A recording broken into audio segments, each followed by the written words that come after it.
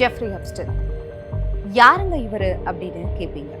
ஆளு அமெரிக்கக்காரர், ஃபைனான்சியர், ரொம்ப பெரிய பணக்காரர்.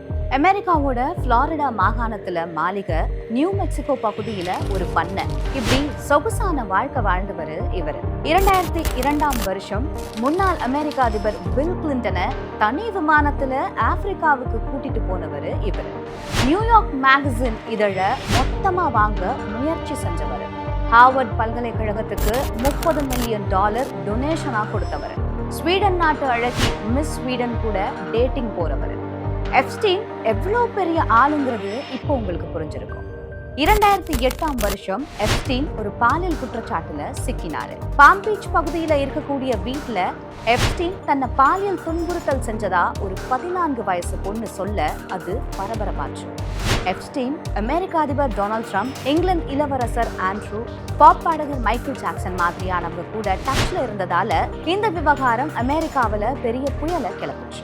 கடுமையான சிறை தண்டனையில இருந்து தப்பினாரு எப்ஸ்டைன்.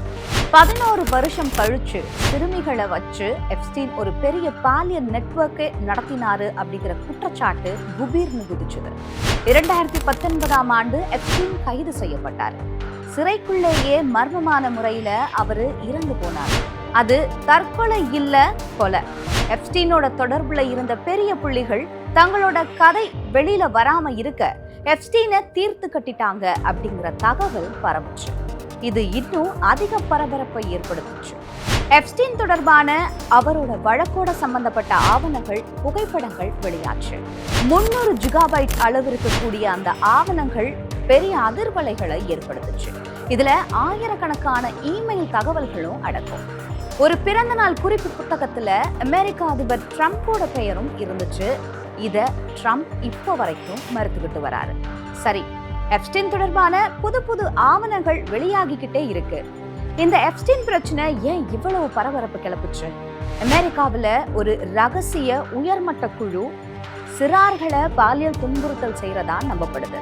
இந்த குழுவுக்கும் எப்ஸ்டைனுக்கும் தொடர்பு இருக்கிறதாவும் நம்பப்படுது. எப்ஸ்டைன் இஸ்ரேல் அரசாங்கத்தோட ரகசிய ஏஜென்ட் அப்படிங்கிற சந்தேகமும் இருக்கு.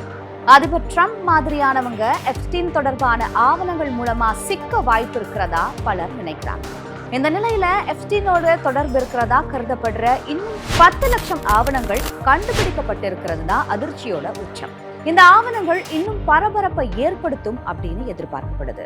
ஒருவேளை எப்ஸ்டைனோட ஆவணங்கள் வெளியானா என்ன நடக்கும் அப்படிங்கறத கமெண்ட் செக்ஷன்ல நீங்க சொல்லுங்க. மறக்காம திங்க் பாலிடிக்ஸ் சேனலை சப்ஸ்கிரைப் பண்ணுங்க.